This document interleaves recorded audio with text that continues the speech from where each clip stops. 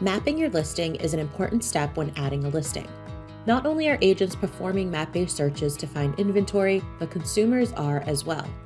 They want to be able to see exactly where a listing is located to easily determine if it's in the right location for them. This video will show you how to ensure your listing is mapped correctly. When you enter an address, whether it be via the CRS tax autofill or manually typing in the address, the system will automatically move the PIN for you. This is generally a great convenience feature since the system does most of the work for you. But you still want to go to the map and not only ensure it's mapped correctly, but move the PIN.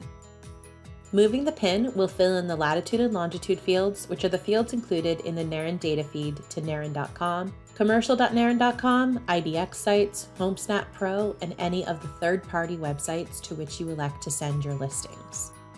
Even if the listing is mapped correctly, be sure to click and hold the PIN and move it slightly to ensure those fields are completed.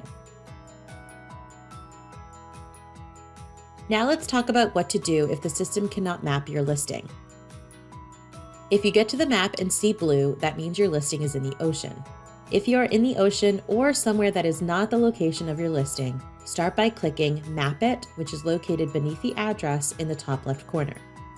This should move the PIN to the correct location. If it does, click Save. If clicking Map It still does not find the correct location, it will instead drop the PIN in the center of the town in which your listing is located.